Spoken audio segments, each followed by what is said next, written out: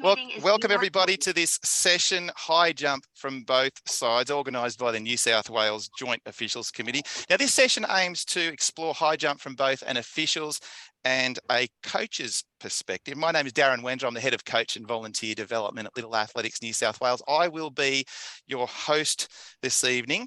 Mary Macaluso, the Athletics New South Wales Workforce Coordinator, is with us here too.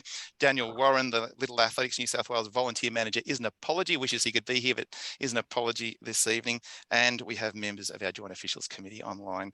Our presenters, Neil Hinton and Matt Horsnell. Now, before passing over to them, I'd like to acknowledge the traditional owners of the land on which we are all situated today. I'm here at Sydney Olympic Park out at Little Athletics New South Wales headquarters, which is Wongal land. And I pay my respects to elders past and present and extend that respect to all Aboriginal and Torres Strait Islander people with us here today and who are watching the replay. Now, in a moment, I'm going to pass over to our two presenters, Neil Hinton and Matt Horsnell, to deliver this presentation. I'll be hanging around a little bit also, but they'll be doing most of the talking. Now, Neil has extensive experience as an official and a coach at all levels of the sport. Little Athletics right to pretty much as far as you can go.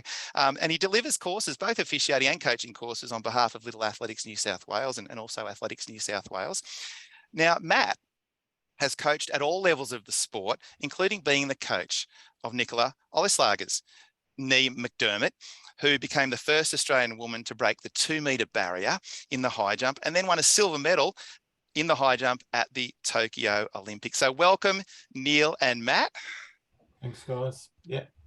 And as I said, I'll be popping back in every now and again, but I think we're starting with Neil first. So Neil, where are we going to start this evening? Okay, so if you put up the first slide, Darren, we'll go from there. Okay, great shot there of Nicola McDermott that Matt kindly provided. And note, she's wearing the Coles sponsorship bib and Puma shoes. So she satisfies every little aspect of our sport at the moment. Great shot, that one. So after you've had 5 seconds to appreciate that shot, we'll move on. So we're going to look at basically an overview of the event rules, how it applies to both, let's call them senior events and Little A's events. And there is not that many differences between the two bodies when it comes to high jump. And we'll get to that a little bit later where the major difference crops up. But this part to me is very important as to what, as an official, you do during the warm-up. And I think it's probably more important to Matt than it is to actually me, because he's the one whose athletes are going to actually be competing. Now, as an official, we've got to try and provide the best conditions for the athletes to achieve their absolute best. And so the warm-up period is quite important. Now, by the rules, there is no set procedure or the set number of practice trials that an athlete can have. And it's very important that as some athletes come in from the left-hand side, some from the right, some take longer to set up their run-ups, and others want to get straight into doing a practice jump. So somehow or other, the judge have got to try and coordinate all of these athletes and ensure that every athlete gets a reasonable opportunity to compete at their best. Would you like to add to that, Matt? Yeah, I think with the warm-up, it's when I've seen it run really well with officials, they designate an area on the right with those athletes go through first. Whether those athletes, a lot of high-level athletes just like to run through originally and pop up on the bags, where you can have the bar down lower then and just take it away when they do their jumps, and have a lot of those earlier lower height jumps in the warm-up take place first up. And they'll run the right side first, then switch over to the left, and then move back to the right and left, and coordinate it that way. The running rail is always a good one too, that you need to address that pretty well straight away, so that, you know, sometimes that's delayed and it slows things up with warm-ups when you haven't taken that out. With athletes might have a longer run-up, say, but I think the key thing with athletes who are prepared properly and they know what they're doing. They have a warm up of say 3 jumps at what height they need, which I think with an official, you need to make sure the high level athletes get their time to compete, to warm up at their high level, as well as intermediate. It's a tricky process at the warm up, but you have to be wary of the athletes, I think, who I've seen it before. They treat the warm up as almost like a competition, they're trying to win the warm up. I think it's, I've seen it where they just do too many and the bar will go up. Oh, okay, I'll have a go at that. And they can't do it. Oh, I need to have another crack at that. Then, and by the time they're ready to jump, they've blown themselves away in the warm up because they've done too many. So officials probably have to be a bit aware of that. That some of those athletes, they could probably keep a lid on them. To say, look, just save your next one for the height. We need to go up now. You don't need to jump that or whatever. And it's. Or have a talk to your coach, and that sort of thing, because that can be an issue. Too many warm-ups and having it spread across an even number for athletes is a pretty good thing that I've seen overall. But having watched your athletes over a number of years, Matt, they come down with a clear plan.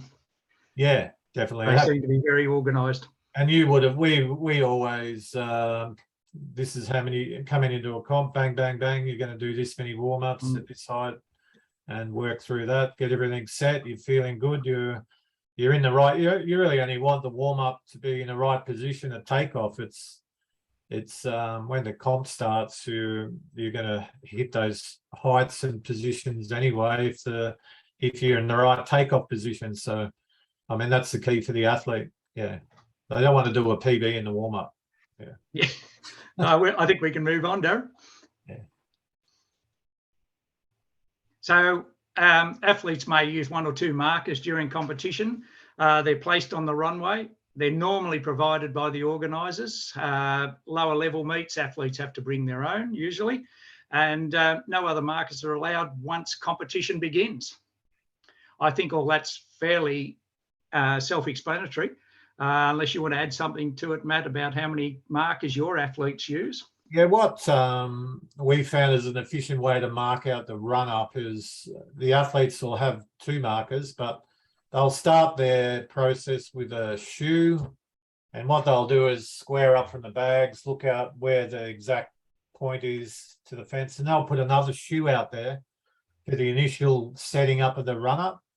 So it's not a marker, it's just a guide, so that they can start their little dolly steps walking towards the shoe, because with athletes, if they don't have some peripheral stuff like that, with the way the track is, if they're marking their run up out on the corner, they can start to walk towards.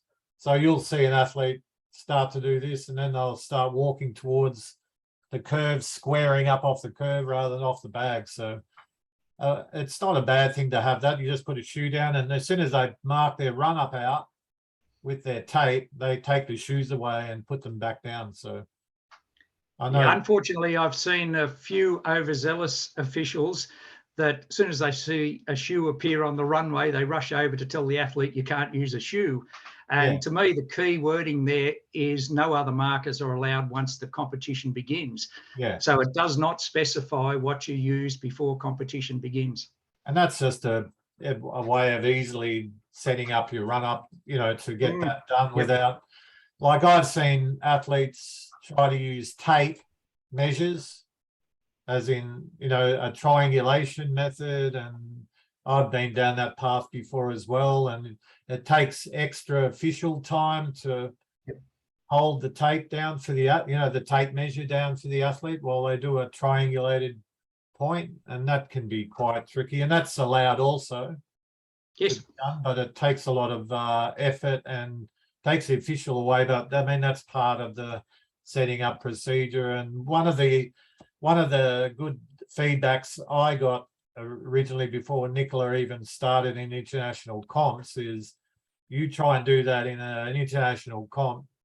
Those athletes aren't kind. They'll be running all over that tape measure and kicking it out the way as they start their run up. So we soon got rid of that and used a bit of a shoe, get out there, never have a problem with that. set your tape up, take your shoe away, and away, you know, when you start the comp, and everything's sweet. Yeah. But I know some officials will come across that method where athletes will think that a triangulation tape measure is more accurate, and it probably is, but it's a hell of a job to do it. And I've seen most international athletes don't do that. Actually, can I just ask Matt, whether it be junior athletes or whether it be senior athletes, Yeah. do you have any strong thoughts on a number of strides in a run-up? The amount of athletes I've coached where they vary with the way they grow. I've found when athletes go through a big growth spurt and they're totally unco, you know, the arms and legs are just going all over the shop. The shorter the run up, the better. And I remember Trudy Thompson, she had quite a short run up, and that was really with Percy was helping her, and I helped Trudy, and that worked for her. And gradually got longer as her body control got a little bit better, but in the early days, you know, she was like 5 strides or something, and she jumped pretty well like that. So it really gets back to what suits the athlete. Too long a run up, the athletes can lose their way.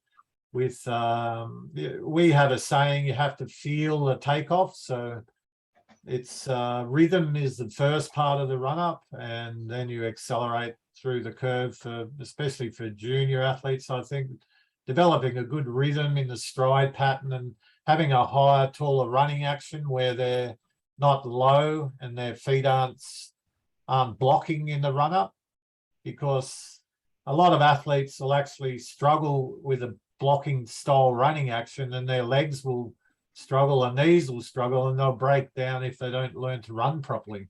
So just getting them to be tall, stride free, relaxed is 100% what gets them to progress long term anyway, I think. Thanks, Just for a question, yes, from Neil, Renee, yes. about athlete arriving late. What happens? Well, if they've missed the warm-up, they've missed the warm-up. Basically, the event starts on time. There's no leeway given. They can actually have a bit of a practice in their time once they're called, but that's not very practical. And if they've arrived after the 3rd progression in heights, then it's too late. They can't join the competition then anyway. And Elizabeth has just asked Neil, any good ways to keep track of who has put down more markers than they should have, particularly if some of them are using the same coloured tape? Yeah, look, as the levels go up, I think you find that most people use 2 markers, and I've always taken the practice of counting the number of markers that are out there just before competition starts. It's more noticeable, I think, in long and pole vault, but it does crop up in high jump. It's just a bit harder to monitor because some are on the left-hand side, some are on the right. But if you do a quick count, you get a fair idea that someone may have an extra one out there. Hope that's answered Elizabeth's question. Shall we move on, Neil, to the next slide? Yes, yeah, thanks, okay. Mate. Darren. Okay, so this is the important part, and I think this is important for the athletes and the coaches, that the starting height's announced and then the subsequent heights to which the bar will be raised during the competition. The higher level you go, athletes pass at so many of the initial heights, but they need to work out when they're actually going to come into the comp. That'd be right, Matt? Yeah. That's predisposed, and they know when they're starting. So rather than a lot of athletes, they just do too many heights early on, but it really gets back to training. If they've had the confidence and done the work, the starting height is something that's pretty automatic, but a lot of athletes, they just a little bit haven't done the work, and they might have just in school, especially, they might have had 1 or 2 sessions, you know, coming into a comp and a major competition, and because all of a sudden they're good at the event, and they'll want to jump every height to get. It's almost like a training session for them to get the feel for it. But I have seen it at slightly higher levels that an athlete comes down with a clear plan to come into the competition at 160, but then all of a sudden the progressions are announced and it might be 159 or 161, and you see the confusion on their faces that, hey, I want 160, sorry. and Yeah. they rush over to their coach to reassess their whole approach to the event. Yeah, it's a good point. Yeah. And it gets back to the confidence of the athlete. You know, it's up to them. If I was coaching them, if the athlete thought, "Oh, what do you think?" and they're a bit nervous, I'd say 59. And if they're confident and they're 100%, you'd run with it and go, yeah, 61. Run with that. It's an individual basis for the athlete. There's a lot of other things that the official has to do before the competition starts as well, which we haven't put up there, but it's things like checking the bib numbers, who's actually there, recording where they're going to come into the competition and things like that. So I think they're things that we just experience as a part of general competition. So I think we can move on, Darren. So absence is always a problem, and this is a problem, I think, at a lot of little athletics meets. It certainly can be a problem at lower level events like Treloar Shield. It's certainly a big problem in a lot of school athletics that athletes leave, go away to other events, and it's got to be explained to them that, hey, when you come back, the bar can't go down. And the athletes who are away and miss a particular height or their trial, it's recorded as a pass, which of course is a horizontal dash. Now, at certain ages in little A's, it's from 12s up, athletes may talk to their coaches by going across to the designated area, which is usually marked by 2 cones at the back of the runway on the opposite side of the track to the event. Now, the younger age groups in little athletics cannot go across the track, and currently at primary school athletics, they cannot talk to the coach at all. There is no coaching whatsoever. Anything to add to that, Matt, as to how you control your athletes coming over to talk to you? Yeah, one of the other things I note, like with little athletics, especially with clash management, you know, that's a separate thing again. But if there's an absence with clash management, like they're running 100 or something, that usually can hold up the event a little bit, isn't it? That's the only time I think that the event is waits for the athletes to come back, isn't it? Look, there's always a way to stall the event as well. If you see an athlete is almost coming back from the finish line or something like that, you can just instruct the judges to look at the bar. The ends might be twisted a little bit. You can stall an event in all sorts of ways. Yeah. To allow those athletes to get back. Oh, I didn't say anything about bending the rules then, did I? Yeah. I think we can move on after that. Yeah, I don't think it happens that much at a senior level, does it? No, it doesn't. No, that's right. It tends to be, and I know it's pretty common in little A's where they do lots of events or masters. By the time they got to senior levels, they're high jumpers, or they're sprinters, or steeplechasers or something. Yeah, I think I had a kid once that was waiting to come back, but they won the 100 and they spent too much time celebrating winning that, I think. And yeah, I think we've seen that before. You watch them go up into the stand and get a big hug from mum and dad before they come back. Forgot they had to get back to high jump. Yeah. Matt, talking to athletes talking to coaches. As the coach, what are you thinking about? You know, what type of information are you providing? That's I suppose that what works best for the athlete. As a coach, I think especially the rules associated with little A's is designed to be a positive experience. And as a coach, you want to have positive things to say to the athlete. You like even with Nicola, when I'm telling her to fix something, I'm not telling her what she's doing wrong. I'm telling her what she needs to do to fix it. So you don't tell her you block that one, you're low, and you're telling you've got to get up through the hips and cycle under and run off the takeoff. You know, with a lot of coaching, it needs to be positive, and you need to address what the actual thing is and keep it simple. You know, the athletes don't want a technical. They don't want to be impressed by you. They just want to hear the simple things that they need to do to fix what they can. Like, we use a lot of visual cues So for me with Nicola, it'll be we have one bam, means the foot comes under the hips and you have to fire the glute and the left side goes up. That one word, the athlete knows what that is, so you can describe one thing. And we can do that from a distance. You know, you don't need to be even near the fence. So you can actually set up things not to be, you don't want to be there hammering the athlete or the kid, or they get confused, especially the younger guys. It's fairly simple. And that's really what officials are looking for within the younger age groups, that the kids aren't getting too stressed with too much feedback, I think. And that's always the hard part with coaching, I think, with officials, to draw the line there. Yep. Thanks, Matt. Next slide, Neil. Yes, thank you. Okay. So this just describes how the increments can't be any less than 2 centimetres. That's in the rules. The increments, once you get to that, doesn't go up, except for when you're down to the one athlete who has actually won the competition, and they can set the bar at whatever height they select.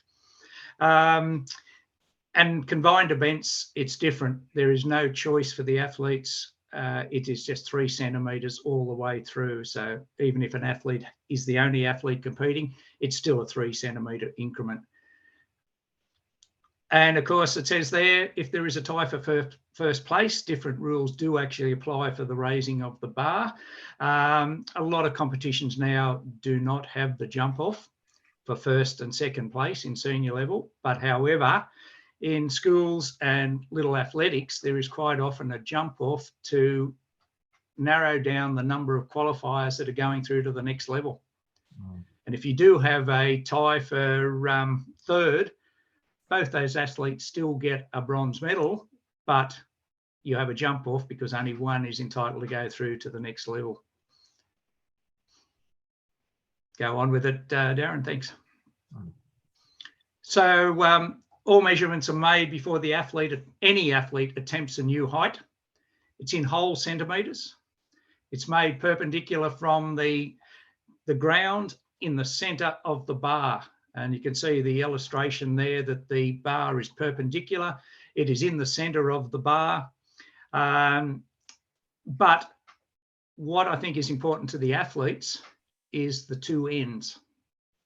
The middle is important in the fact that's the height that the athlete is going to clear.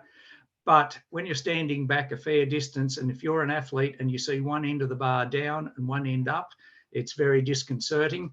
And I think that's one area where at times we let ourselves down as officials. We do not spend enough time checking the 2 ends of the bar.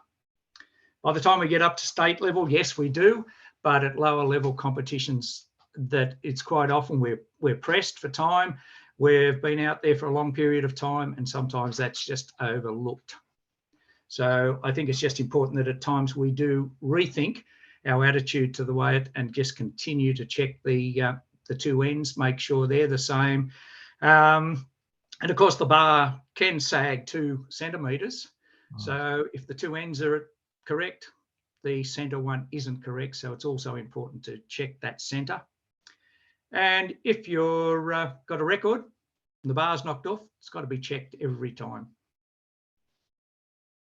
I don't know whether you want to add something to that, Matt, especially about the 2 ends of the bar being one definitely. up, one down. In my experience, I've seen bars can be 2 to 3 centimetre dip is pretty standard, isn't it? Yes, it is. Yep. So you know, that's the first thing you do is put the ends 2 centimetres higher on exactly the same end on each side, left and right, 2 centimetres higher. Then you check the middle, and 9 times out of 10, it's spot on. You know.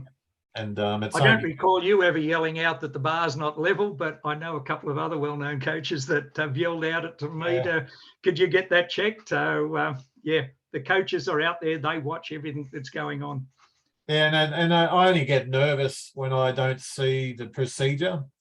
Yep. I get nervous if I see an official standing in the middle of the bar going that end down, or you know, right hand side up, that, and they don't even know. So just go down there, check that end, check the other end, and you should be right in the middle. That's the middle should just be automatic when you get the ends right. Like I said, the coaches can tell us what to do at times. That's when I get nervous, when I see that, and then I think they don't know what they're doing, and I think that, you know, they need to, my heart rate goes up then. And Yeah, so really we're there for the athletes, and we're also there for the coaches too, obviously. Yeah. We've got to look after Matt's heart. You've got to de-stress all the time when you enjoy the comps, isn't it? I think we can move on, Darren. I think when Nicola jumps, my heart rate goes up to about 130 to 140, I think, during the comp.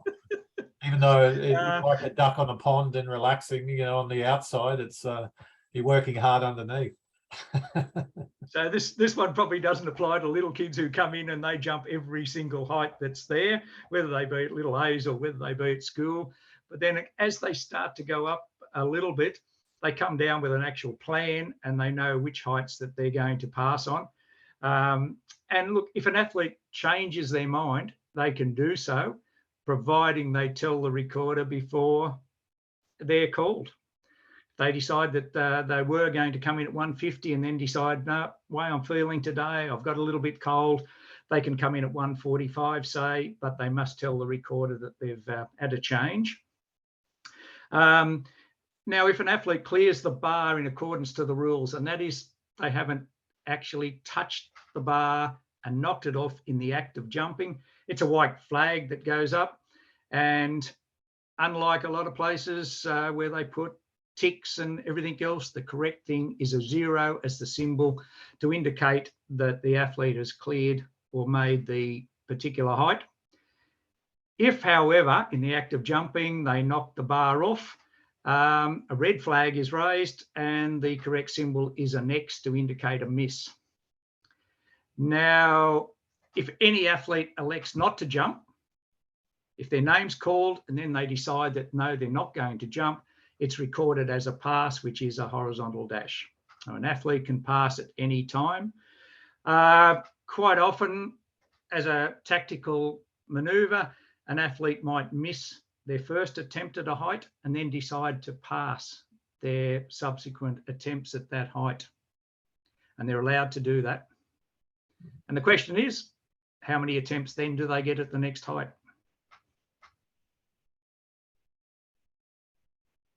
All right, remember that the rule says 3 successive misses, regardless of what the height is.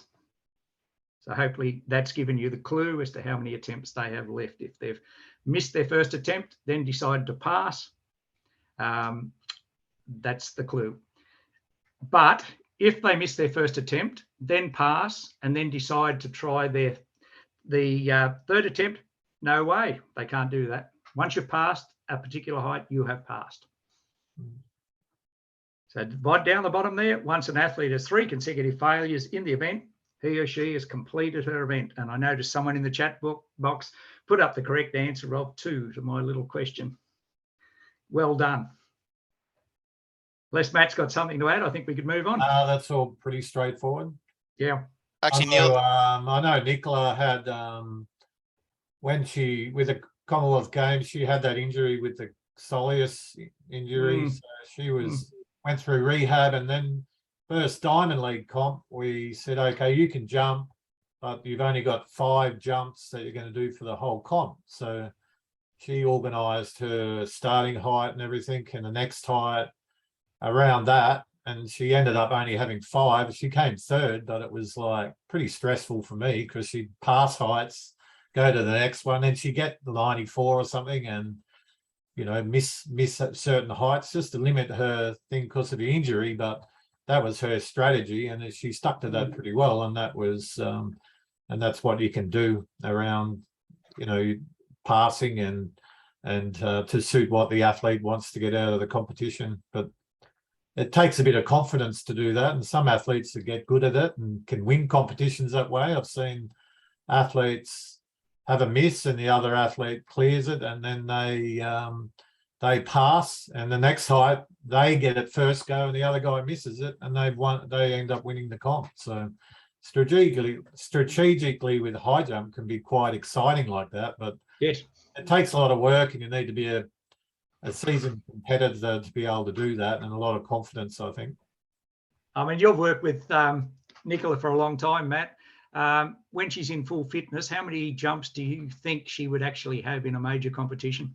Probably 10. Before she's just too spent to go any higher. Really going, we might do 17 jumps in a training session to build up that bit of neural. You get neural fatigue a lot from high jumps, so a lot of jumps you'll just have nothing left in the tank. You know, neurally it can be very tough for the athlete. That's why, especially at the end of the comp, where you might have a lot of not many competitors left, and you got jump after jump. That's where in a high jump at the end, we really love those long distance races that come around then, and you get a bit more rest between jumps. So that 17 jumps you do in training, that's to build up her stamina? Yeah, you have periods in the training load where you might have a lot of, not so much you're not going for big heights, but it's just continuous, and you're working on technique, and you're just building up that stamina. Someone just asked or put up a thing about an athlete being timed out and it's recorded as a foul. Yeah, that's quite correct. And I think our next slide might actually even have the time for that. Is it, Darren? Yeah, it does. And just very, very quickly, Neil, Matt put up a thing about in the chat box about going back to measuring the bar. So it says, he said, on a record attempt, if the athlete ducks under the bar onto the mat and doesn't touch the bar, do you need to remeasure before the next attempt? I wouldn't. I'd save a little bit of time. Yeah, it's a foul because the athlete's touched the ground beyond the plane of the uprights. But if the bar hasn't moved, I wouldn't see a need to remeasure that.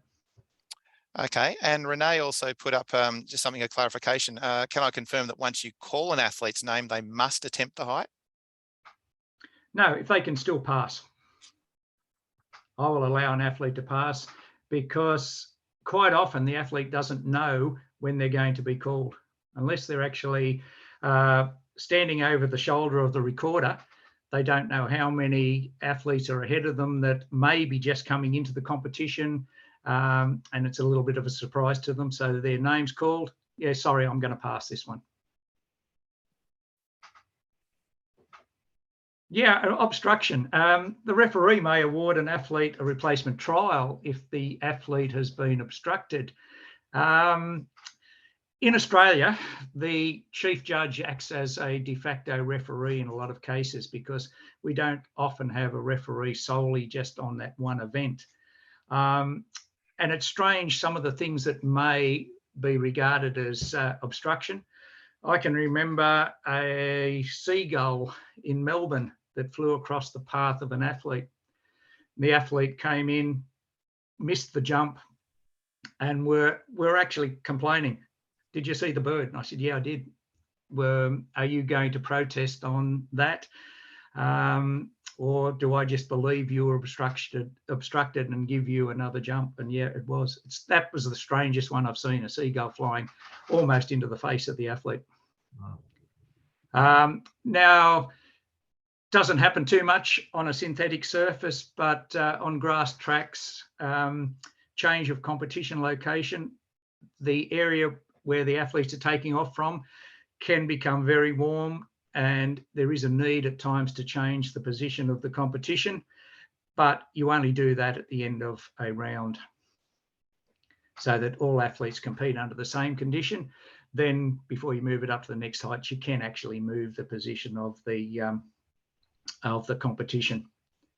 So now, wind isn't a reason to move a competition. It is other things that force the competition to move because of unsafe situations.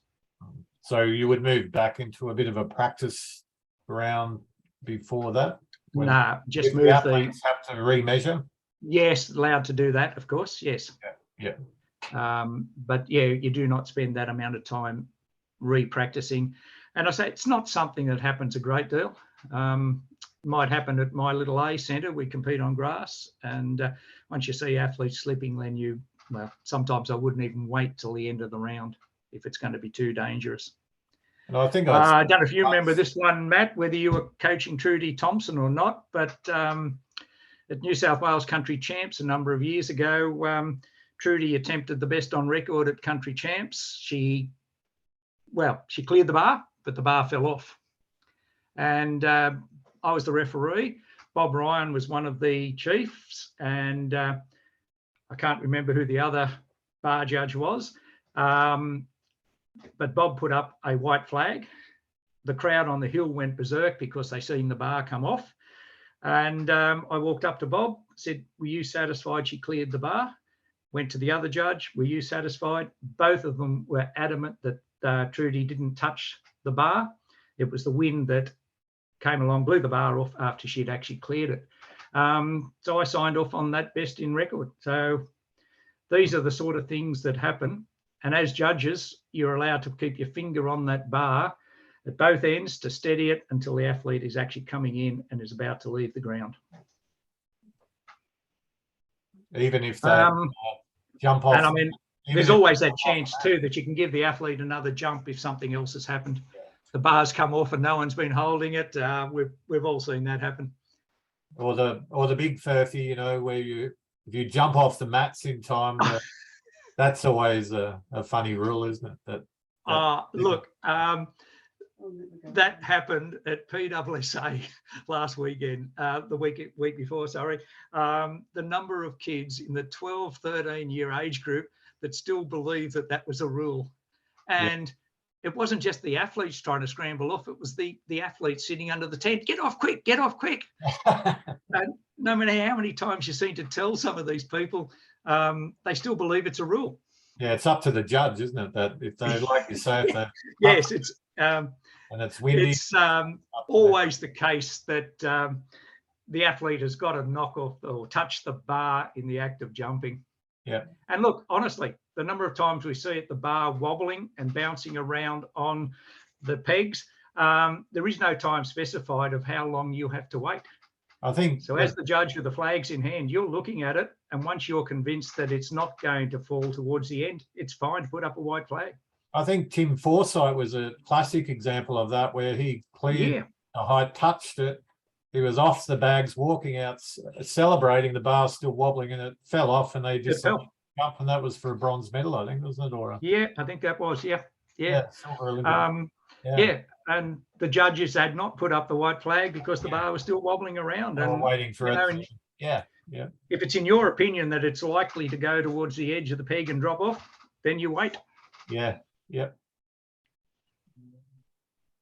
Now, this is what a judge sees. And I mean, if you're standing there in line with that plane, it's quite easy to see whether the athlete has actually touched the bar in any shape or form.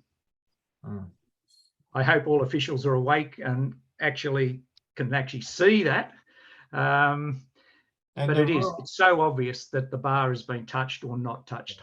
And the rule is, I think if it's windy, that the official can hold the bar, and when the athlete leaves the ground, they take their hand away, isn't it? Yeah, correct. Yeah. And I mean, your finger is still hovering that close to it at that point. You could feel the bar hit and bounce up and down. So yeah. I mean, it's all about giving everything, every opportunity to the athlete to actually clear that bar. And the other thing that I see is if officials can stay more to the back of the bar rather than in front there as the athlete comes around the curve, that, you know, they're not. Oh, definitely. And I mean, of where they're accelerating through the curve to be in their peripheral vision. It's always hard that when you have to be close like that, I think. And I think that's another thing that officials should do during the warm-up, actually look at the angle the athletes are coming in at, and that gives you an indication of where or how far back from the uprights you should stand to get out of their peripheral vision. And another thing too that probably irks the athletes and the coaches are officials moving around behind the bags. Say moving across to the discus at SOPAC, or coming back from the discus and moving around there as an athlete is coming in. And I think as officials, we've got to be aware of that. And if you see an athlete about to come in, you stop. You don't walk across behind them. So the time allowed for each trial, it's a little bit complex compared to a lot of other events, but in practice, it's very easy. The trial begins when the relevant official indicates to the athlete that all is ready for their trial. So the recorder, usually when they see that everything is ready, the bar's in place, both judges at each end of the bar are in place, they call the athlete, and that's when the athlete's time actually starts. So once a trial has been signalled to commence and an athlete decides not to take it, it shall be recorded as a failure once the time limit expires. So the athlete who decides that they're going to take that trial becomes a foul if they decide not to take it. They change their mind. It's basically there because they've interfered with the running of the competition. It's almost misconduct that they're wasting the time of the officials and the other athletes. Now, however, if an athlete begins their trial, that is, they start to move in before their time expires, that's not a foul. Just looking there, I haven't got there about a yellow flag being raised with 15 seconds of their time left. But even at less than a second to go before that 15 seconds has expired, if an athlete moves and starts to come in, you do not count the time down that it takes them to come into the bar and clear the height or miss the height. I think the only other exception is if, you know, if they start with a couple of seconds to go and they start their run, is if they continue all the way around and they balk, you know, and they keep running and go all the way around.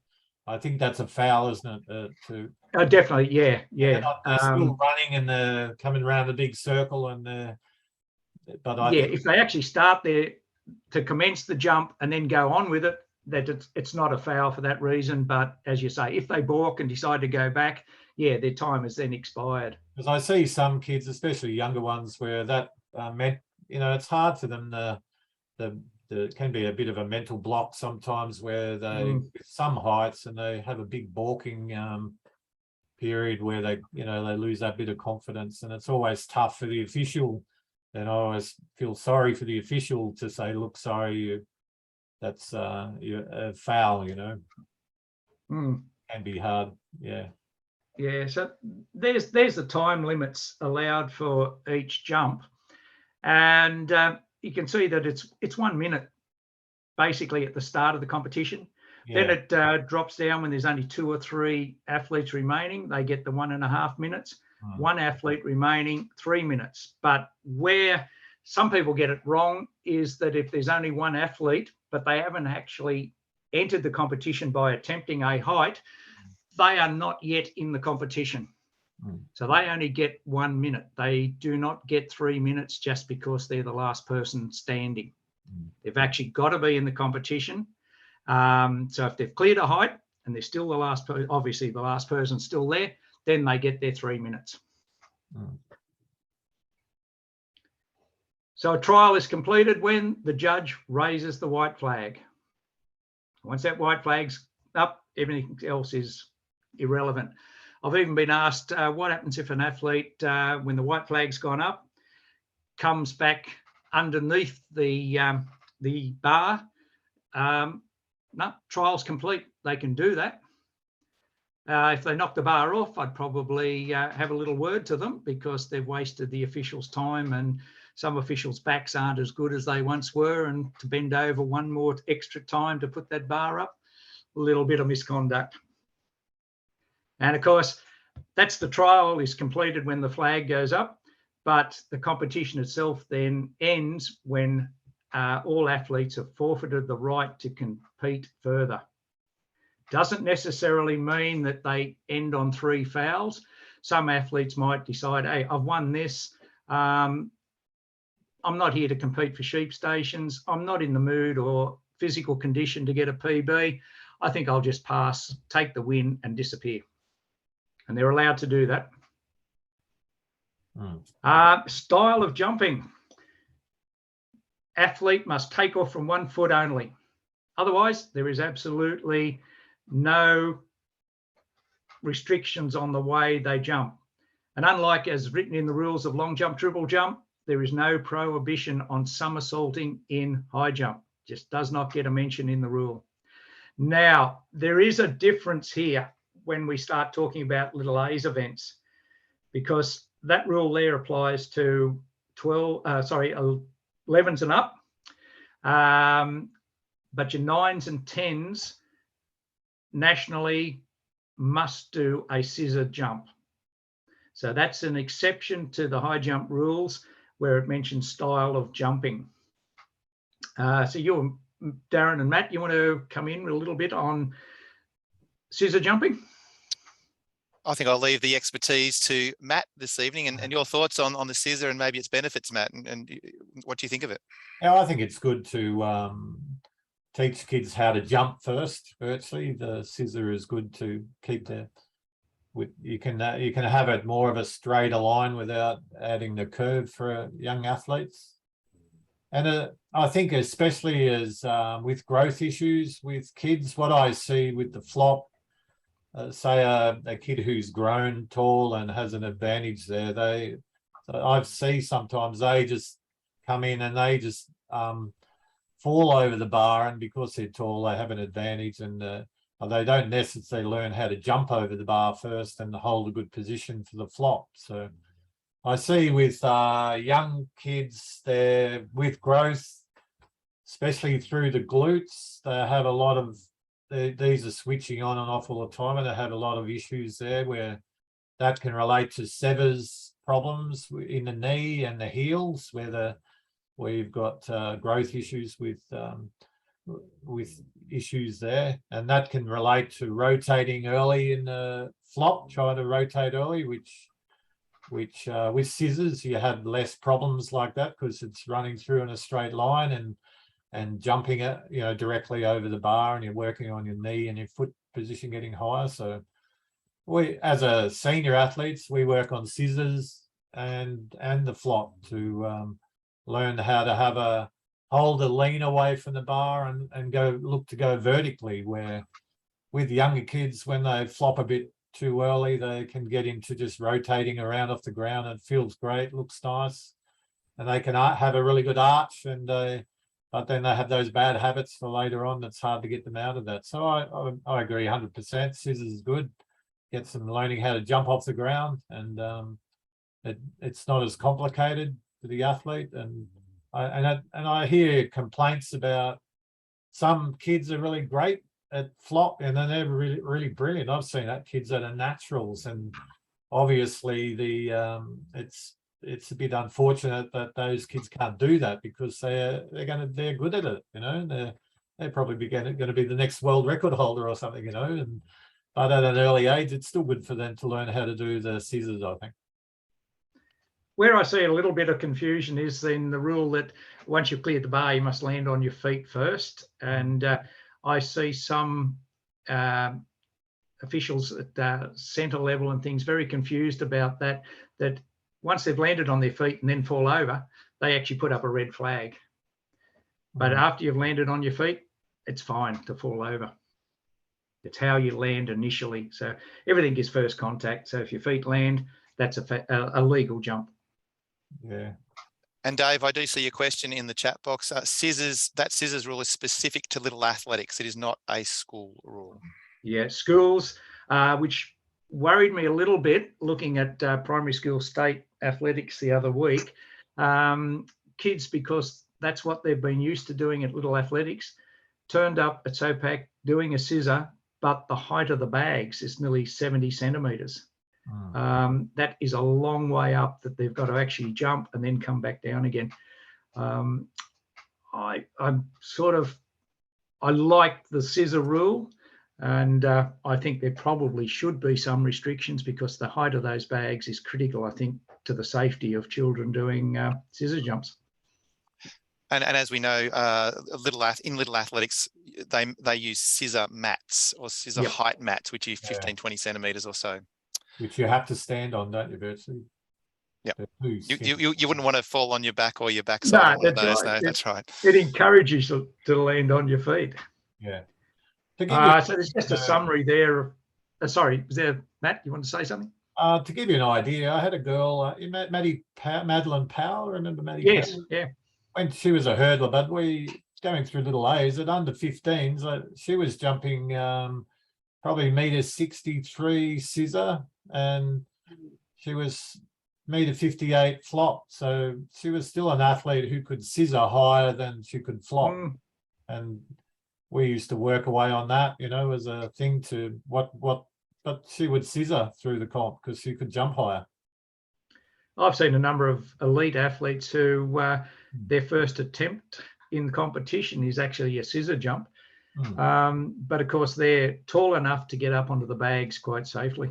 Yeah, and it's a big, little kids can't get on scissor onto big high bags. Yeah. Answering that question, my interpretation is if they land on 1 foot, that's good enough. Then they fall over, fine. But must land on a foot first. That can be a bit of a transition, teaching them to half flop if they don't know how to flop, is go from a scissor to be laying, so just to lay back onto the bags first. You know, that's a transition to start to teach that technique. So I don't think it's a bad thing if you're in a position that you've actually scissored properly. Yeah, especially if they're on higher bags. So there's just a summary there, basic summary of what constitutes a failure in the high jump. Taking off from both feet, because that's one of the things that really is specified in the rules, that you must take off from 1 foot. If after the jump, the bar does not remain on the supports because of the action of the athlete jumping. I think we've talked about that pretty much all the way through tonight. But the other one there is touching the ground, which is the landing area or the ground itself, beyond the white line that indicates the plane of the bar. The white line is drawn between 0.3 metres outside of each upright to indicate the vertical plane of the nearer edge of the bar. So if an athlete in running in decides to balk, but puts their foot underneath that plane or through that plane, touching the white tape, then that becomes a foul. Or if they reach through just to support themselves, put their arms on the bags without attempting to clear the bar, that becomes a foul as well. And of course, the time limit, yellow flag goes up with 15 seconds to go. If they haven't attempted to start their run up in that 1 minute or 1.5 or 3, whichever point they're at, a red flag is actually raised. And the last one there, breaching clothing or footwear rules is a reason for a foul. Now, in the case of little A's, you must always wear shoes. So if a kid comes in without his shoes on, that's instantly a foul. And at higher levels, if you wear the branding of someone who is not a sponsor of the meet, could constitute a foul as well. So at the completion of a high jump competition, every athlete is credited with their highest height at which they've cleared. If they haven't cleared a height during the competition at any stage, it becomes no height, NH. If they didn't turn up, weren't at the event at all, DNS for did not start. And in both of those above cases, a placing is not allocated. I see at schools people trying to put down equal 40th or something for people who had a no height. How can you determine that? No way. So they are just given a horizontal symbol, little dash, because you cannot place someone who hasn't achieved anything in the competition. So the athletes then are placed in accordance with the best height that they've actually achieved. And now comes the confusion with a lot of people, including a seminar that I did yesterday. The count back method. The first method of counting back if two athletes are tied is the number of jumps that they use to clear their last height. So if someone clears the last height on their first attempt, they finish higher than someone who has cleared it on their second attempt. If after using that count back method, both athletes are still on the same, you can't separate them, you then go back and count the number of failures that they've actually had.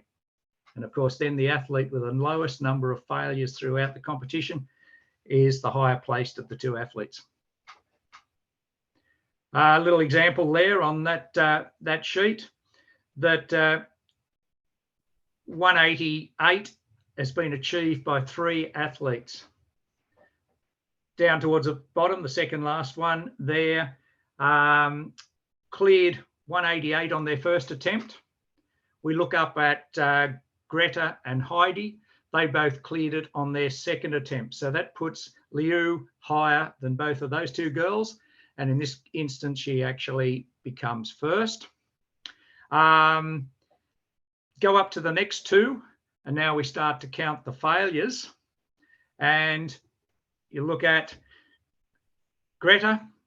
She had 1 miss at 186, whereas Heidi cleared 186 on her first attempt. But we look right back to the very first attempt that Heidi had, where she had a miss. So therefore, both girls have got 2 misses prior to the height that they actually just cleared. And we can't separate them. They're equal second. And of course, if you've got equal second, there is no third. You go down to 4th and continue on from there.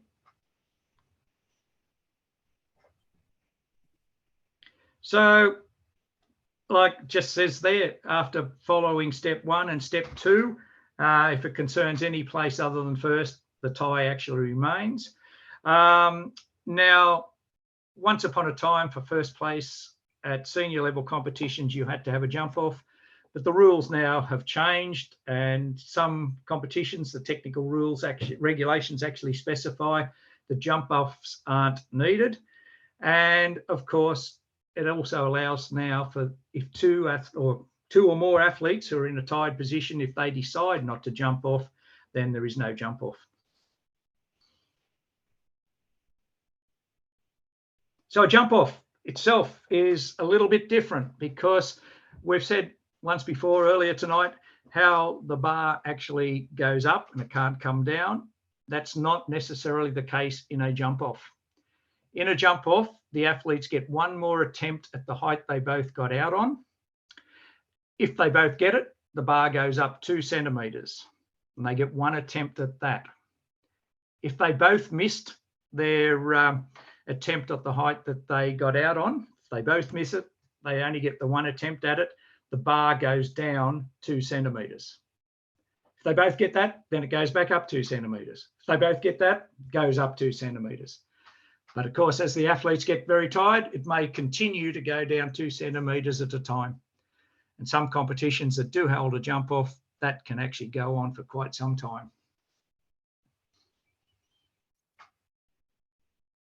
Wow, what makes a good official?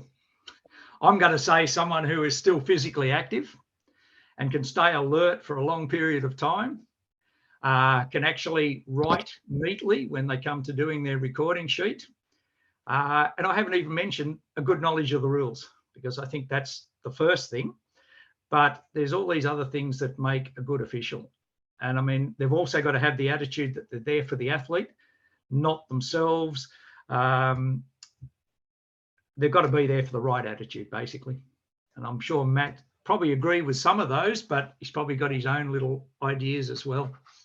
Over the years, I've known a lot of officials that I count as friend, really good friends, and the really great ones I've seen. They make the athletes really relaxed, and because in the end, everyone's there for one thing, to see all the athletes do their best and bust out PBs, isn't it? And that's what makes a good competition. So when the athletes are relaxed and the officials are really working well with them, it really, the competitions are really enjoyable and the kids like it. And I know Nicola, she's always at the end will go and shake everyone's hand, and she really enjoys and knows the officials really well over the years. So it's something that is part of the athlete's progress, that and I know she really enjoys the feedback that the officials give her, that she gets. So with all athletes, and that's what coaches will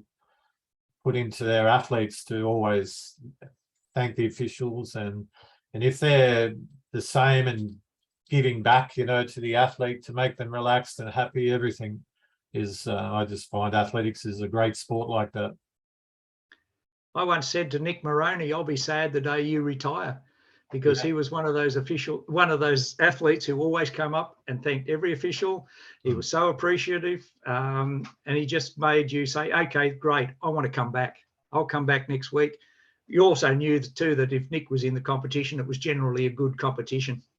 You enjoyed actually being out there. Yeah, yeah. Now, thanks for that, Matt and Neil. We have sort of just scraped over past 8:30, so we will have to finish off soon.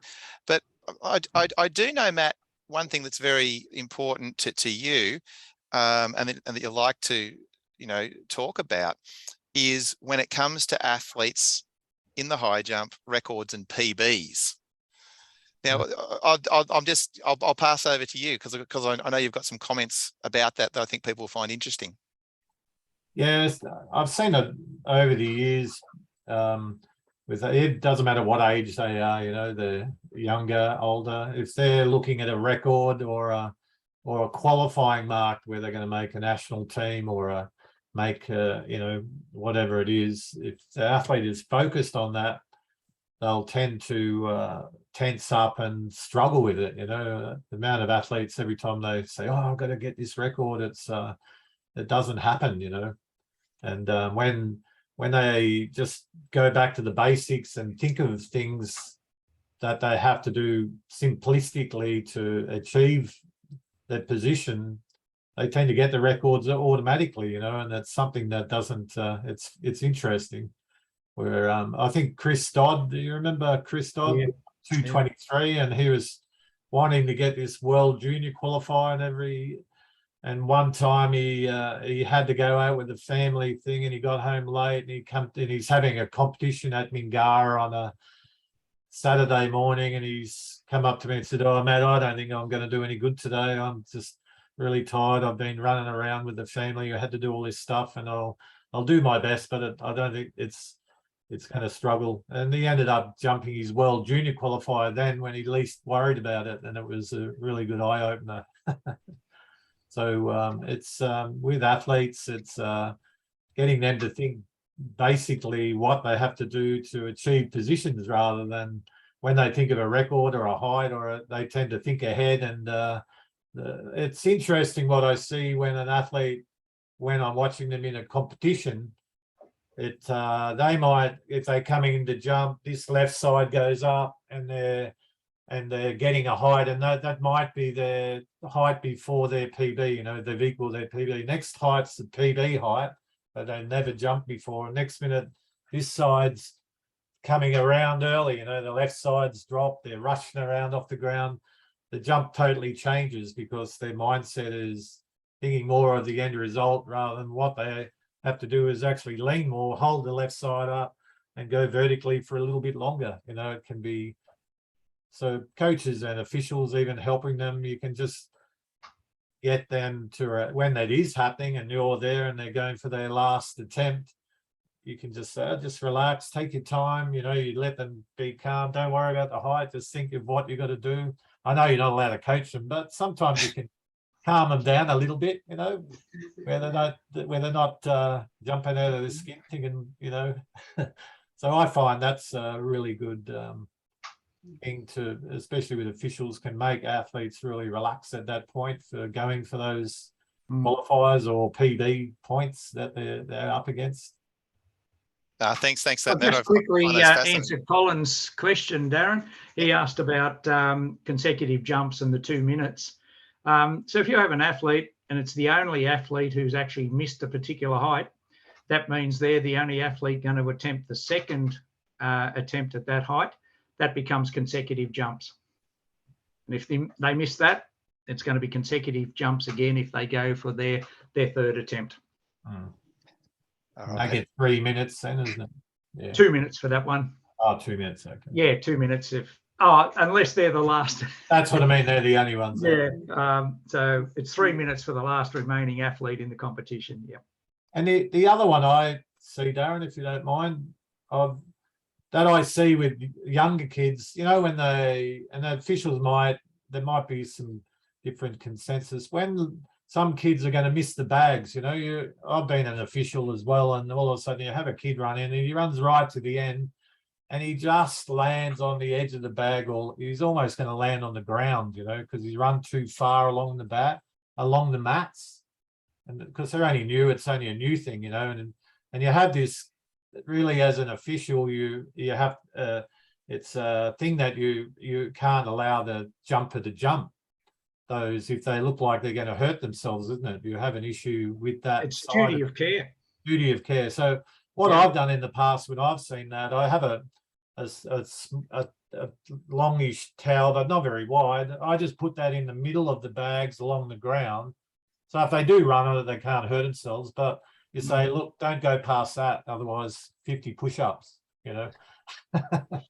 But you put something like that down flat on the ground. I know in the competition sense it's not allowed, but it's worked for me 100% of the time. I've done that in some school comps, primary school comps, where I went down to help Alice down at Tumut Public School, you know, and did that for those kids, and none of them got injured, and it just fixed the problem straight away. There's little tricks you can do like that, but when you're in a low level, you're not at Olympics or anything like that, you know, it's a tricky one, Neil, isn't it? Yeah. Oh, look, a couple of years ago, Jan was a jumps referee, and she walked up to the high jump event to be told they just fouled a kid because the kid was coming down on their neck and it wasn't safe.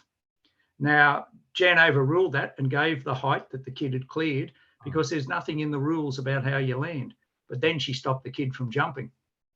Yeah. And caused a bit of a hullabaloo with the parents, but that's the way it is. Duty of care takes precedence. And the way she told it to the athlete and to the parents that, hey, we do not want to see your child with a broken neck. Yes, the child is a good jumper, but needs coaching. After some coaching, they should come back and try again next year or whatever. Yeah, it's a good point that I see that, you know, that's the key thing. And it puts a bit of pressure on the official, isn't it, I suppose? But yeah. Look, I'd like $10 for every time that I've seen or heard about a broken arm in high jump. Now, Neil and Matt, we have pushed a little bit past the hour. Yeah. We knew that you'd be passionate about talking about high jump, so we do have to bring the session to a close. Now, firstly, on behalf of everybody, thank you very much for the time that you've spent in passing on your wisdom to us, and the preparation that you've done in presenting this session. Neil, I know you've done a few presentations for us in the past, and Matt, and so have you. You've been on a few of our webinars, so really appreciate your time and your support that you put into these things.